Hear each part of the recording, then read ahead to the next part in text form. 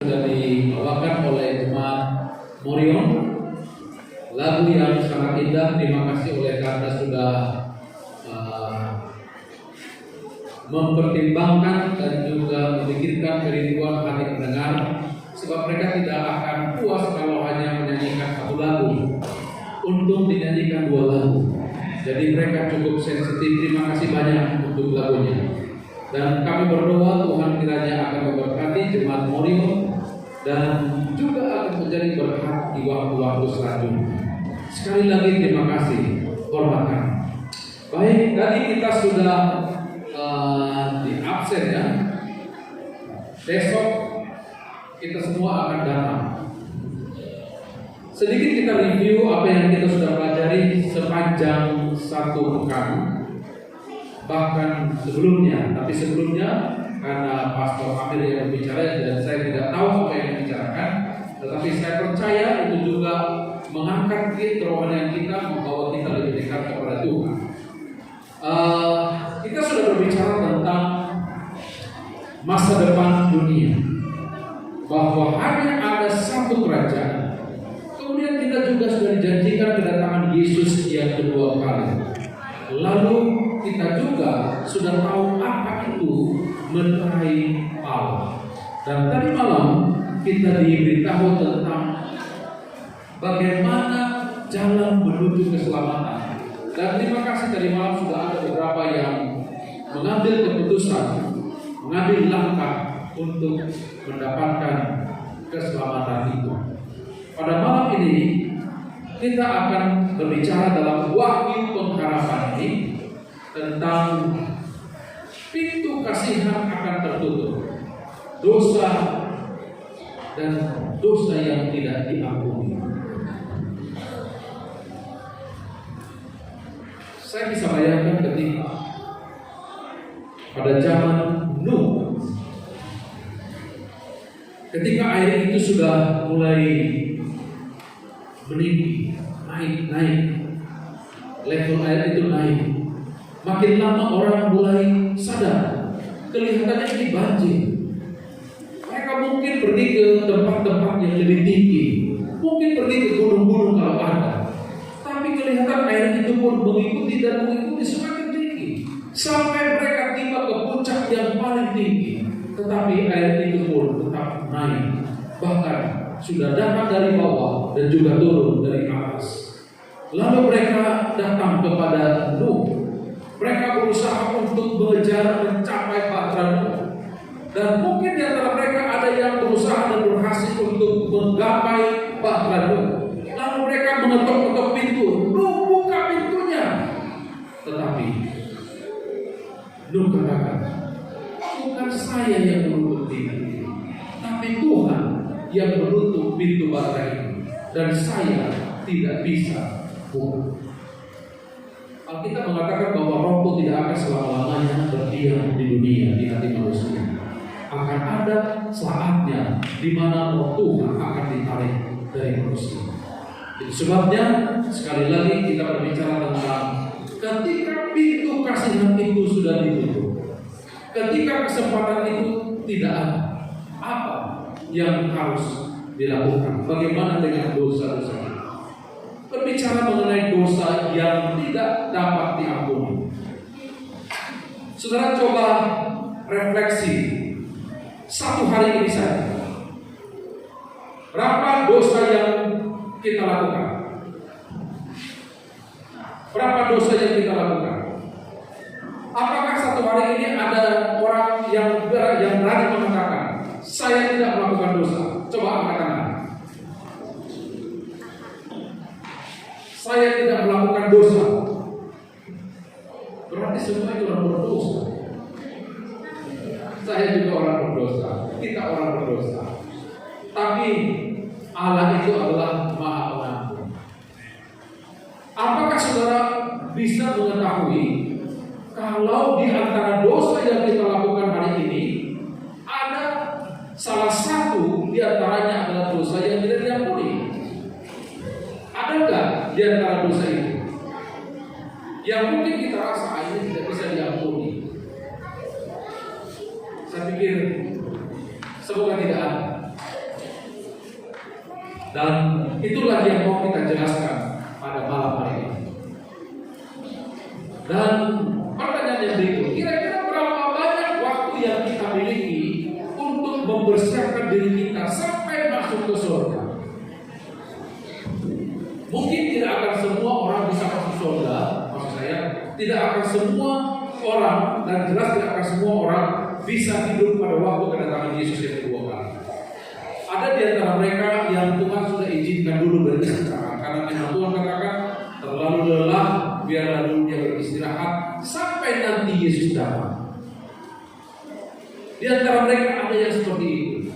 Tapi sebelum kita Tuhan izinkan beristirahat, apakah ada dosa kita yang tidak diampuni, saudara-saudara?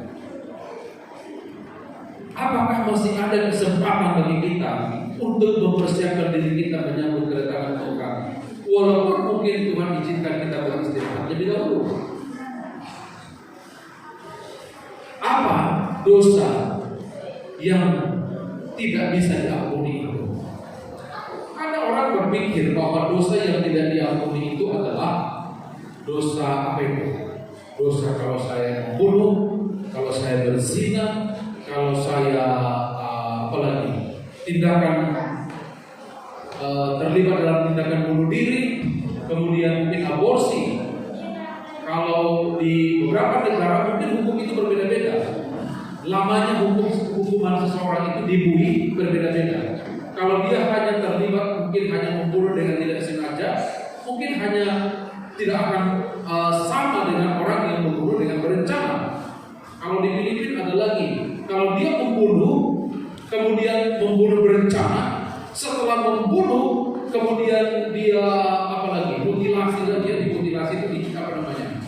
Ya dipotong-potong tubuhnya, dicop lagi tubuhnya. Nah itu lebih lama lagi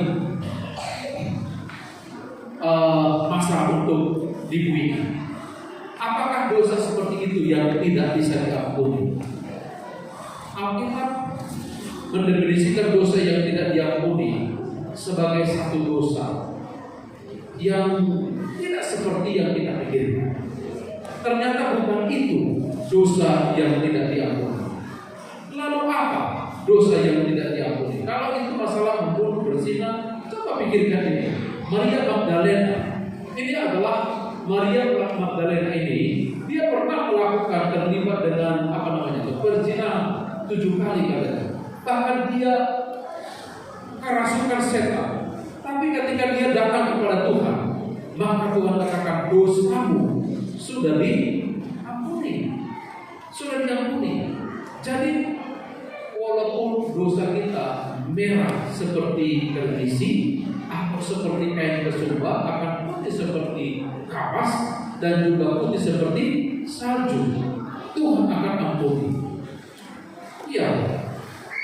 Tetapi Matius katakan, sebab itu aku berkata kepadamu, segala dosa dan hujat manusia akan diampuni. Jadi dosa terhadap manusia itu akan diampuni. Lalu apa dosa yang tidak diampuni?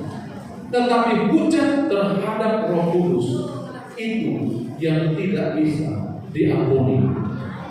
Nah, apa ini dosa? Hujat terhadap Roh Kudus. Mari kita coba lihat dulu apa itu Roh Kudus. Pribadi Roh Kudus itu. Ya, kita mulai dengan belajar tentang Allah. Kita percaya bahwa ada 3 pribadi Allah. Dalam Kejadian 1 ayat 1 dan 2 Tuhan mengatakan, pada bulannya Allah menciptakan langit dan bumi, Roh Allah melayang-layang di atas permukaan bumi. Lalu berfirmanlah Allah, baiklah kita menjadikan manusia menurut gambar dan rupa saya. Betul? Salah. Bukan rupa saya, tapi Tuhan katakan rupa kita.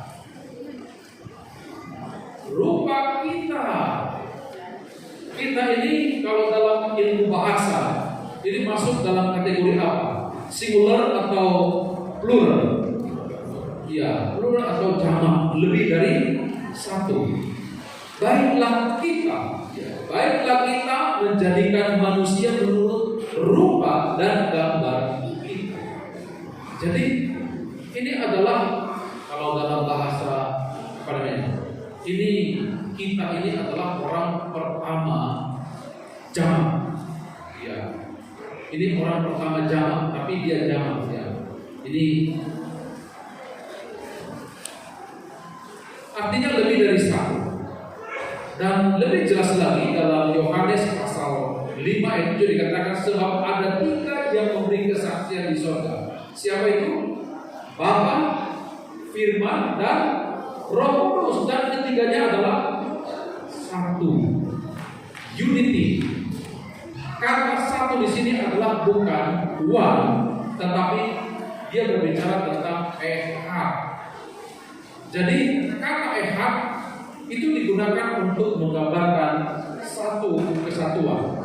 Contoh, itu semacam one cluster, satu tanda. Apa itu tanda? Kalau ada pisang, ya kan? Kalau ada pisang satu tanda itu berapa banyak? Ada pisang, ada tanda, ada sisir, ada juga buah pisang kan? Iya. Jadi kalau itu satu tanda berarti terdiri dari banyak buah pisang.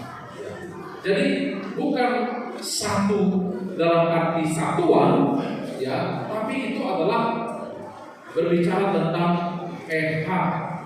Jadi satu kesatuan itu. Tali bisa saja tali terdiri dari beberapa serabut, ya. Apalagi tali apa itu? Tali kapal yang dipakai untuk tali kapal itu terdiri dari beberapa serabut. Ada 3 oknum palahan dan 3 oknum itu menjadi satu. Lalu di antara 3 oknum ini siapa di antaranya salah satunya? Roh Kudus.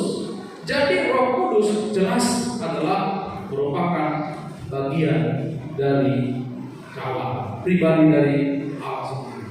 Dia adalah Allah. Jadi Roh Kudus ini. Maka dosa terhadap Roh Kudus adalah dosa yang tidak bisa diampuni. Mari coba kita lihat apa ciri-ciri pekerjaan dari Roh Kudus. Ketika Roh Kudus bekerja dalam diri seseorang, kira-kira apa ciri-cirinya? Apa yang terjadi? Kita akan mulai dari 2 jenis roh. Kalau kita berbicara mengenai Roh Kudus, ada Roh Kudus, ada juga roh jahat. Ada Roh Kudus tapi ada roh jahat. Sebab dalam 1 Yohanes 4 ayat 1 dikatakan, saudara-saudaraku yang terkasih, janganlah percaya akan setiap roh. Jangan percaya akan setiap roh. Berarti ada multi, ada roh yang lain. Tetapi ujilah roh-roh itu apakah mereka berasal dari Allah. Uji, harus diuji roh itu apakah dia berasal dari Allah atau tidak. Kenapa? Sebab banyak orang yang tertipu oleh roh iblis. Dan bahkan dikatakan roh iblis pun dia bisa datang pada zaman ini seperti malaikat yang terang. Dia seperti malaikat yang terang. Dia datang dalam kemasannya itu bukan sesuatu yang mengerikan, tapi kemasannya itu adalah semacam yang menarik. Dan itu dulu sudah datang. Siapa yang takut ular di sini? Saya takut ular. Bukan cuma takut ya, tapi seperti gimana ya? Begitu melihat saja bulu kuduk sudah berdiri, sudah orang bilang geli, ya ada geli, ada gini, jadi aduh tidak bisa lihat. Itu sekarang. Tapi pada zaman dahulu, pada waktu di Eden sebelum ular itu kena kutuk, bagaimana katanya lupa roh ular? Dalam Kejadian pasal yang ketiga, ular itu adalah binatang yang paling cantik di antara semua binatang yang lain. Saudara paling suka binatang apa sekarang ini? Hah? Apa yang paling suka? Binatang apa yang suka dipelihara? Anjing. Ya, apalagi dengan berbagai jenis anjing itu ada yang apa itu? Ya, Siberian Husky. Kemudian yang kecil itu apa itu? Padel ya. Ya, ada yang apa namanya yang kecil. Orang suka bawa kemana-mana. Ya. cantik, berarti pada zaman dahulu ular itu masih lebih cantik daripada itu. Ya, masih lebih cantik. Bisa saudara bayangkan ular bisa lebih cantik daripada anjing sekarang ini? Susah ya untuk membayangkan. Tapi itulah dampak dosa itu terhadap ular. Sehingga kepada dulu itu sudah berubah sama sekali. Jadi banyak yang tertipu dan setan itu akan berusaha untuk menipu kita. Bagaimana orang berpikir? Banyak orang salah memahami pekerjaan Roh Kudus itu. Mungkin orang pikir kalau Roh Kudus itu bekerja itu akan nampak dalam pertunjukan yang luar biasa. Seperti ketika orang Roh Kudus bekerja ke orang, kemudian dia bercingkrak-cingkrak, menari-nari, kemudian dia berteriak-teriak dengan suara yang keras, bahkan dia bisa berbahasa-bahasa bahasa roh. Ya, dia bisa berbahasa roh. Tapi Alkitab mengatakan bahwa Allah tidak menghendaki kekacauan. Jadi ketika Roh Kudus itu bekerja tidak akan menciptakan kekacauan. Sama seperti dalam semua jemaat orang-orang kudus. Tetapi segala sesuatu harus berlangsung sopan dan teratur. Contoh Yesus ketika dia selesai dibaptis, Alkitab mengatakan Roh Kudus turun ke atas dia, bukan? Apakah setelah Roh Kudus turun ke atas Yesus kemudian dia berbahasa roh? Tidak ada catatan di dalam Alkitab bahwa Yesus itu berbahasa roh.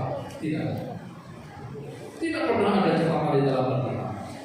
Dan memang ada berbicara tentang bahasa roh, tapi seperti apa bahasa roh itu? Apakah bahasa roh itu menciptakan kekacauan? Tiba-tiba turunlah dari langit satu bunyi seperti tiupan angin keras yang memenuhi seluruh rumah. Ini pada zaman Pentakosta ya.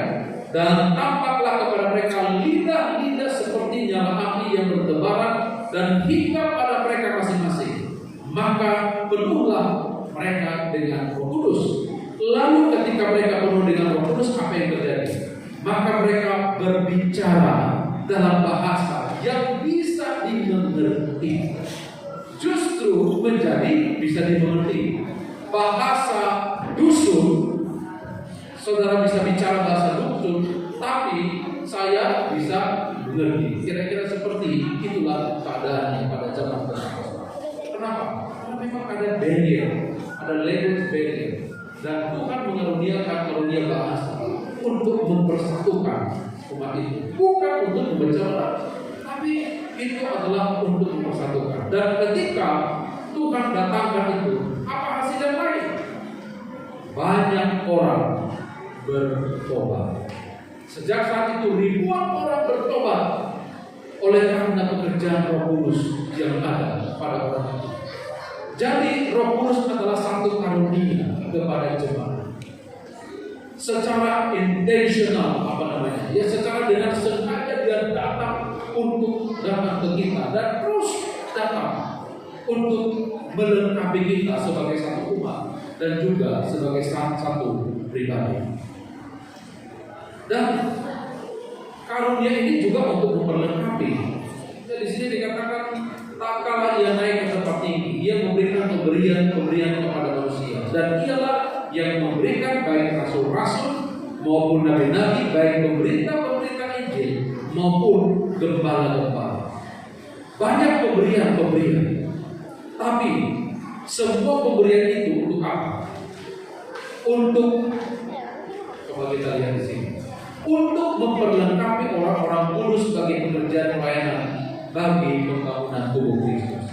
Jadi itu diberikan bukan untuk merusak tubuh, merusak gereja, tapi untuk memperbarui.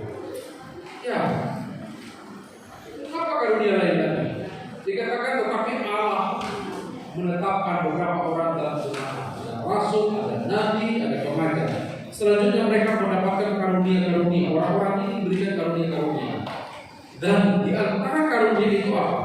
Ada karunia untuk mengadakan mujizat, ada karunia untuk menyembuhkan, melayani, memimpin, dan yang terakhir itu adalah berkata-kata dalam bahasa. Kelihatannya yang paling terakhir adalah berbicara tentang bahasa. Ya, tidak semua rasul berbahasa. Hanya pada waktu zaman Pentakosta itu diceritakan tentang bahasa. Tapi selanjutnya kelihatannya tidak. orang lebih mengedepankan bahasa roh. Dan bahasa roh yang diucapkan itu adalah bahasa yang tidak dimengerti oleh orang. Nah, makanya Alkitab katakan, ujilah setiap roh itu. Jangan mudah percaya.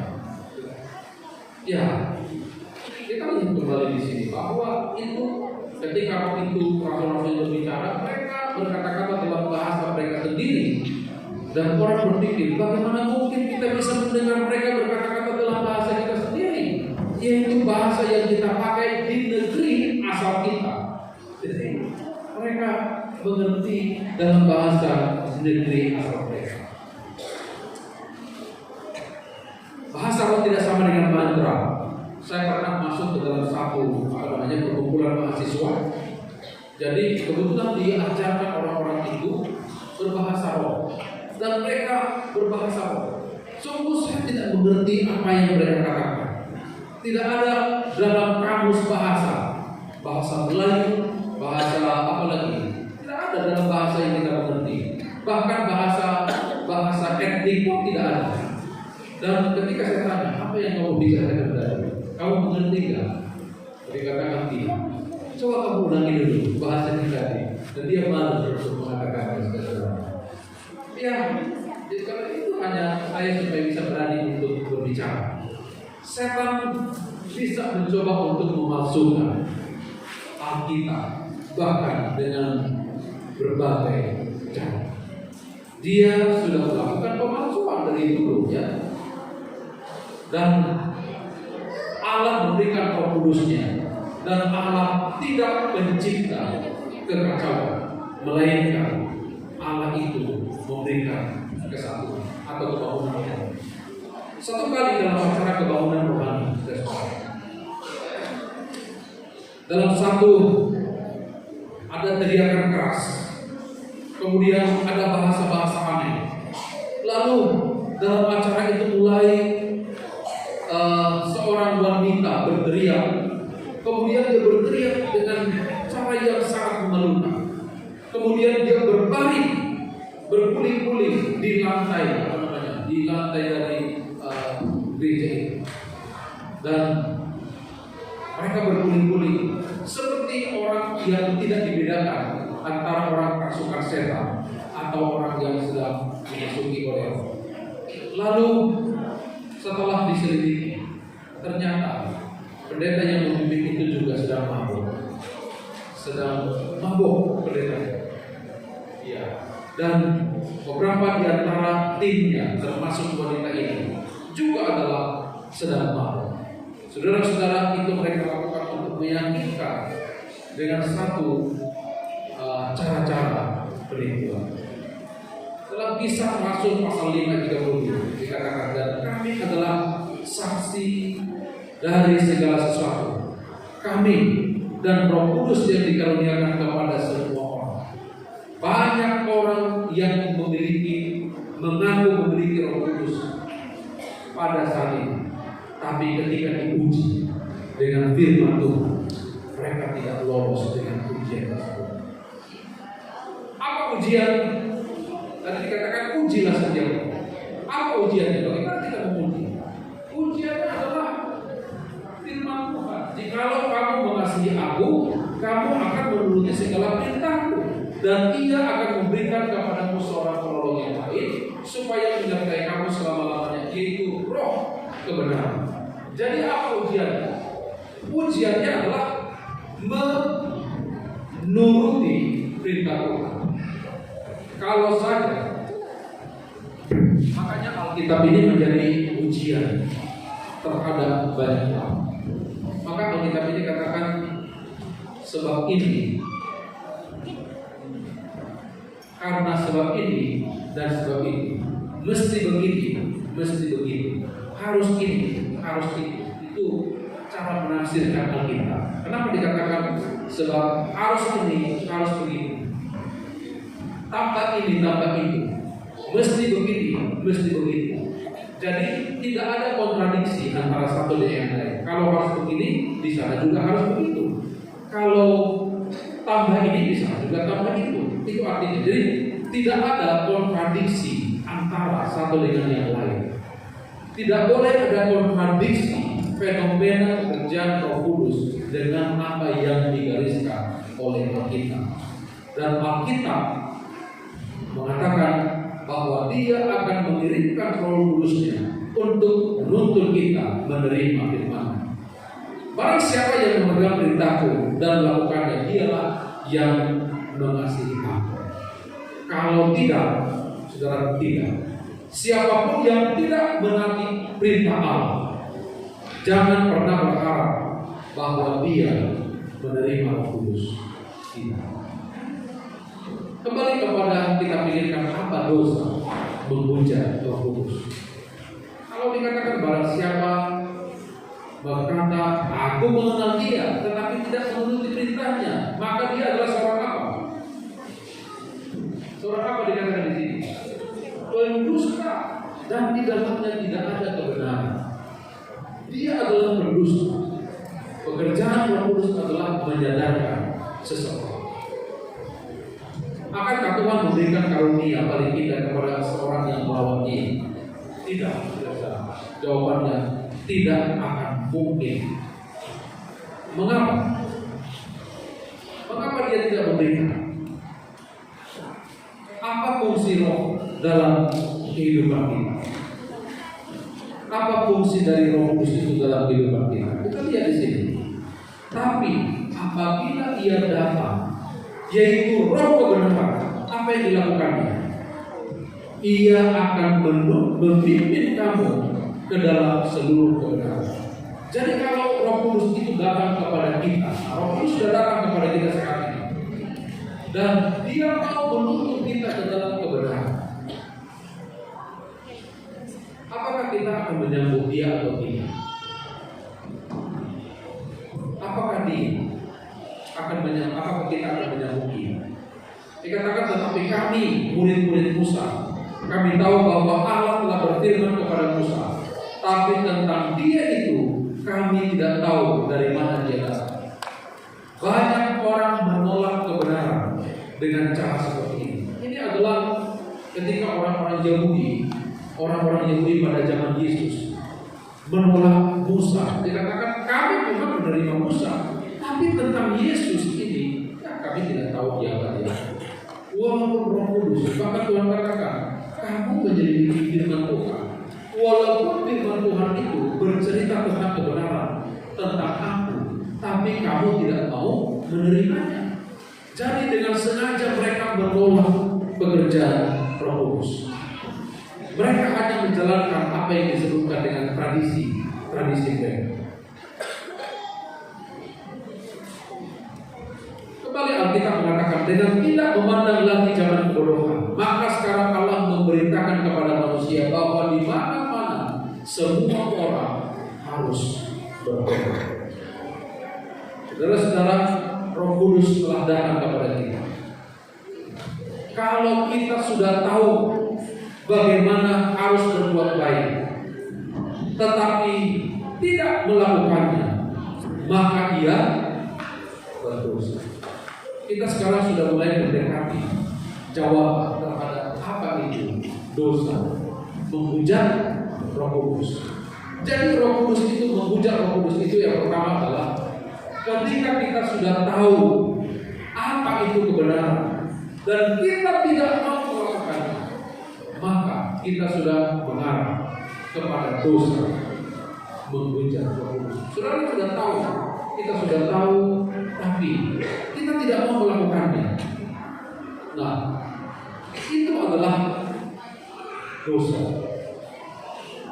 Tadi sudah dikatakan, tetapi penghibur yaitu Roh Kudus yang akan diutus oleh Bapa. Dialah yang mengajarkan segala sesuatu kepadamu dan mengingatkan kamu akan semua yang kukatakan kepadamu. Roh Kudus bukan cuma menuntut, tapi mengingatkan. Itu mengingatkan. Bukankah ketika saudara mau melakukan satu dosa yang saudara sudah tahu, contoh, apa dosa? Ya mungkin kita tidak bisa membuat dosa yang berat-berat ya. Mungkin contoh berdusta, ya hanya berdusta. Kasih tahu nggak ya? Kasih tahu yang benar nggak ya? Itu saja Roh Kudus sudah mengingatkan saudara, sudah mengingatkan, sudah bekerja. Tapi kalau kita memilih untuk mengatakan yang bohong, kita sudah menolak atau bahkan menghujat Roh Kudus.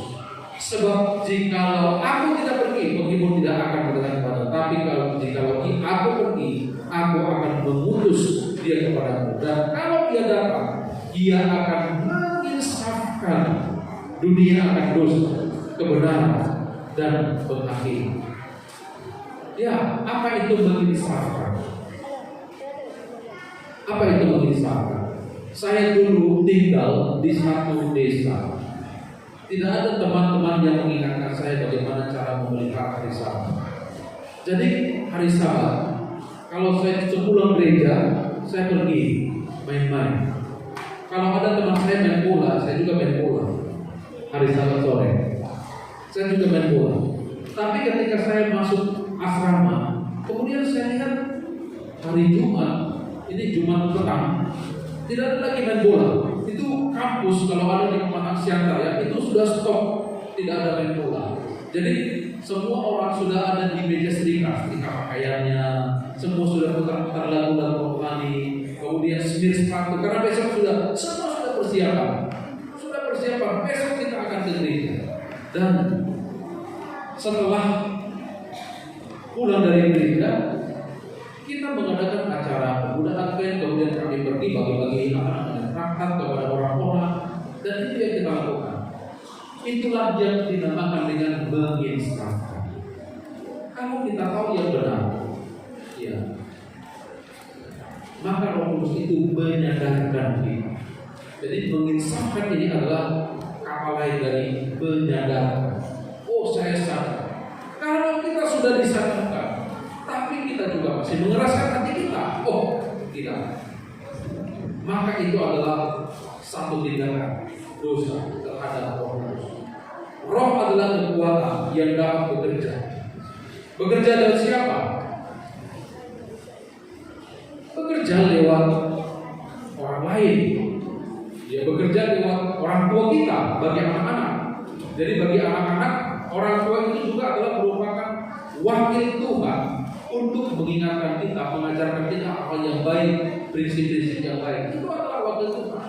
Mungkin para rohaniwan yang ada di gereja, siapa saja yang ada di sini, mungkin orang-orang bijak, orang-orang tua, mereka bisa digunakan oleh Tuhan untuk bekerja, dan Tuhan menyampaikan kepada kita. Tapi ketika ini sudah terjadi, lalu sama seperti Felix. Siapa ini Felix? Felix ini adalah gubernur ya. Gubernur ketika Felix mengadili Paulus, kemudian Paulus mengatakan dia menceritakan pertobatannya. Kemudian mulai tergerak hati Felix ini, dan dia sadar, oh, hatiku sudah mulai terjamah. Dia pikir begitu. Oh cukup, dia katakan, cukup dahulu, pergilah sekarang, jangan lanjutkan. Karena mungkin kalau dia lanjutkan, dia akan jadi berdoa. Nah itu adalah salah satu tindakan menghujat Roh Kudus, dan itu adalah dosa yang tidak bisa diampuni. Dosa yang tidak diampuni, dosa menghujat Roh Kudus itu adalah dosa mengeraskan hati. Saudara, mengeraskan hati, itulah yang disebut dengan dosa menghujat Roh Kudus. Jadi sudah jelas ya, apa itu dosa menghujat Roh Kudus? Mungkin simpelnya adalah ketika saudara menolak Roh Kudus terus-menerus dengan cara mengeraskan hati saudara. Kita mengeraskan hati kita sehingga Roh Kudus tidak lagi bekerja untuk kita. Bagaimana kita akan luput? Kita katakan, jika kita menyia-nyiakan keselamatan yang besar itu. Kalau kita sudah menyia-nyiakan kesempatan ketika Tuhan bekerja, bagaimana kita bisa luput? Roh Kudus menuntut kita untuk mengerti Alkitab, tapi kita tidak mau mengerti Alkitab, maka itu adalah dosa terhadap Roh Kudus. Sebab tidak ada, hanya Tuhan yang berbicara. Ada satu contoh begini. Oke,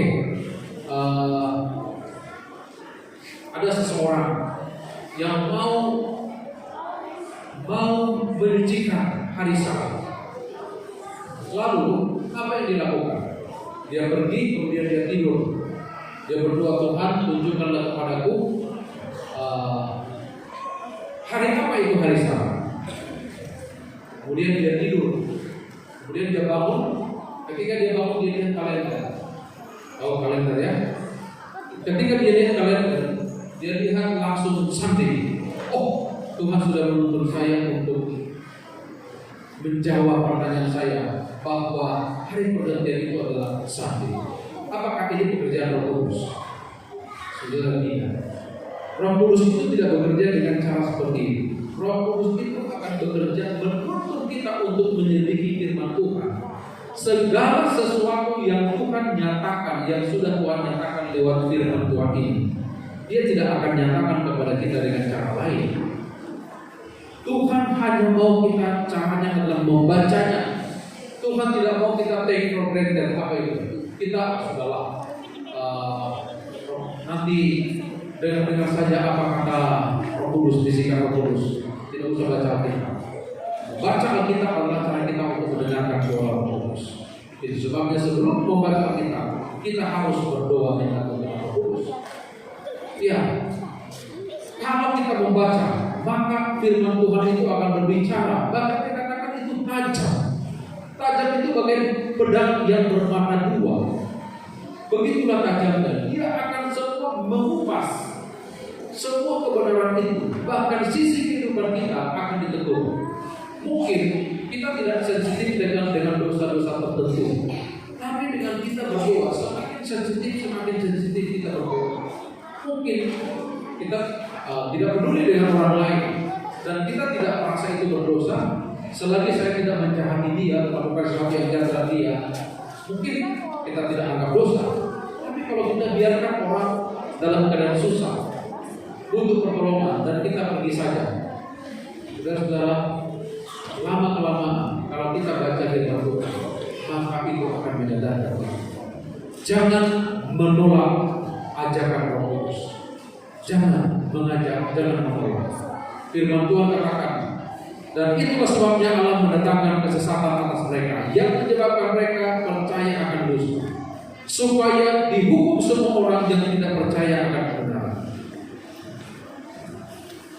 Ini orang satu kali dia menghadiri kebaktian pembangunan rohani. Pada waktu dia menghadiri kebaktian pembangunan rohani, kemudian dia pulang ke rumah. Dia katakan dia katakan kepada istrinya, saya akan mengambil keputusan untuk datang kepada Tuhan, menyerahkan diri. Dia adalah seorang yang sangat terkenal. Dia punya pengaruh di masyarakat. Lalu istrinya katakan, ngapain? Untuk apa? Kalau kamu nanti bertobat masuk gereja Advent, maka apa kata orang-orang sekitar? Kamu akan kehilangan jabatan, akan pekerjaan, orang-orang tidak akan respect lagi kepada kamu. Kemudian dia mempertimbangkan semuanya. Akhirnya dia katakan kepada pendeta, kali ini saya tidak jadi. Lalu beberapa waktu kemudian pendeta datang kepadanya setelah beberapa lama. Lalu ketika pendeta datang, dia akhirnya ingat, sudah lupa dia terhadap pendeta, sudah lupa dia terhadap pergumulan yang dulu. Lalu pendeta mengadakan panggilan kepadanya, apakah kamu mau kali ini menyerahkan diri? Kemudian dikatakan, oh tidak lagi, saya tidak memiliki beban lagi seperti dahulu. Saya bekerja pada hari Sabtu, hari Sabat. Saya juga merasa ya baik-baik saja, hidup saya tidak ada masalah. Jadi ya biasa-biasa saja. Saudara-saudara, ada kalanya ketika pekerjaan Roh Kudus itu, kuasa Roh Kudus itu tidak lagi dirasakan oleh orang, tidak lagi dirasakan oleh seseorang, maka itulah dosa pemujaan. Alkitab mengatakan bahwa rohku tidak akan selama-lamanya tinggal di dalam manusia, tidak akan selama-lamanya. Tidak ada seorang pun yang dapat datang kepadaku jikalau ia tidak ditarik oleh Bapa yang mengutus aku, dan Ia yang kubangkitkan pada akhir zaman. Jika kita menolak bisikan Roh Kudus, maka itulah tindakan proses mengeraskan hati, dan itulah yang disebut dengan dosa menghujat kepada Roh Kudus. Kalau orang mungkin membunuh, dia bertobat, mungkin dia masih bisa datang kepada Tuhan, masih bisa. Kalau dia betul-betul menyerahkan dirinya kepada Tuhan, semua yang diberikan Bapa kepadaku akan datang kepadaku, dan barang siapa yang datang kepadaku tidak kubuang.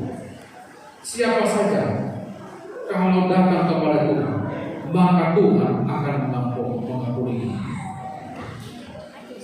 Bukankah Tuhan mengampuni Musa? Apakah Musa berdosa? Apakah Musa punya dosa? Pernah Musa membunuh? Pernah membunuh dia. Makanya dia lari kemana? Kepada Midian, karena dia membunuh orang-orang Mesir.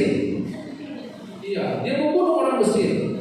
Cuma sekejap saja dia bisa bunuh orang Mesir, dan dia tutup semua. Selesai, gak ada orang ini. Siapa lagi membunuh? Paulus. Pada waktu Stefanus dilempari batu, Paulus ada di sana. Jadi bayangkan nanti kalau Paulus bertemu dengan Stefanus di surga, maka Stefanus akan mengatakan, oh, dia ini kan dulu yang ikut melempari, menjaga ketika saya dibunuh. Mungkin dia akan katakan begitu, tapi tidak ada memori itu di mana? Di surga. Tidak ada dendam-dendam di surga.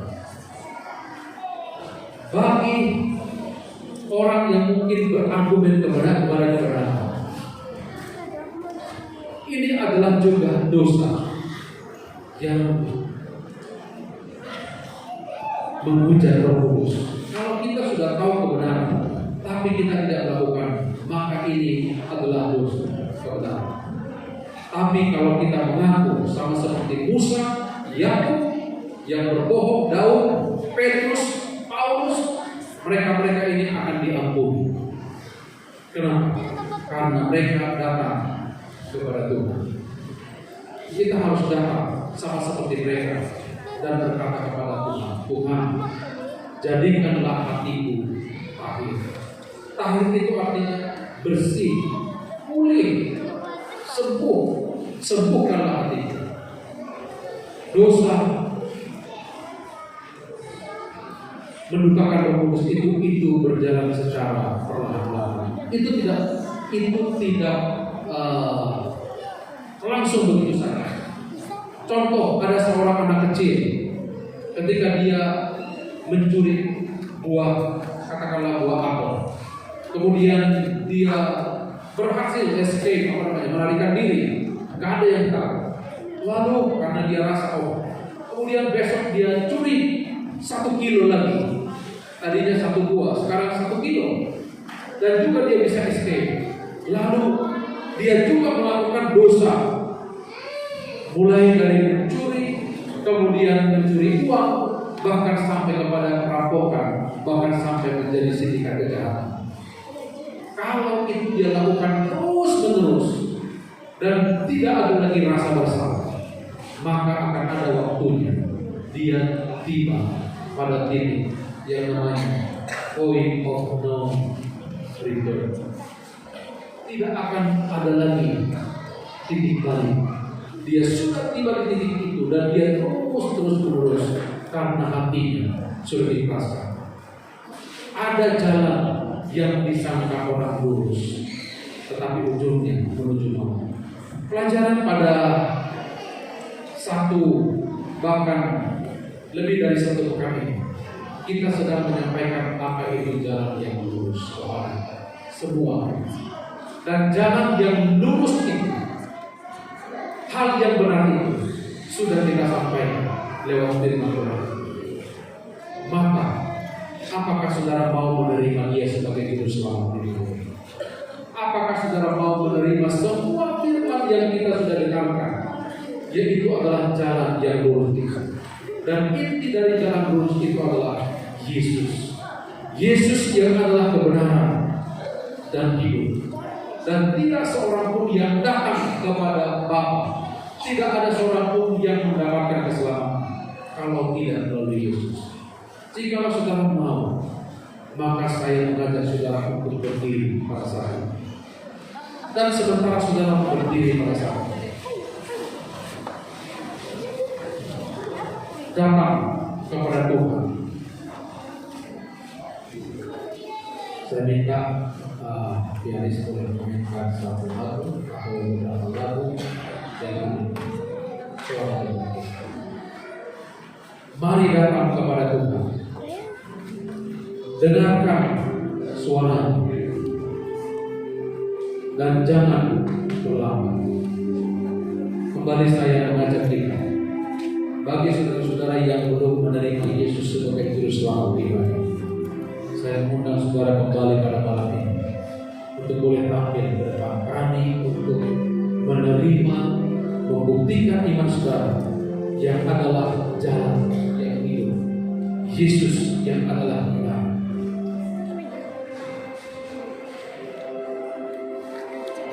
Mari kita berdoa. Sementara saya berdoa, saudara boleh maju ke depan. Bapa Allah kami yang di sorga, terima kasih oleh karena beberapa malam telah kami lalui dan banyak umat Tuhan berkumpul. Sementara mereka berkumpul Tuhan, kami tahu hati mereka juga. Kami tahu Roh Kudus bekerja dalam hati mereka. Oleh karena itu Tuhan, ketika kami memohon kepada Tuhan dalam doa, kiranya Engkau menangkan hati mereka dalam berdoa. Dan biarlah selesai kami berdoa, mereka akan boleh datang kepada Tuhan. Inilah doa kami dalam nama Yesus. Amin. Saudara masih tetap berdiri. Terima kasih sudah datang pada malam hari ini, sudah menunjukkan iman. Tapi bila mana masih ada di antara kita yang masih rindu untuk datang, mungkin di antara kita ada yang masih dalam hubungan, saudara-saudara, mari datang kepadanya dan jangan membukakan Roh Kudus kepadanya. Mungkin kita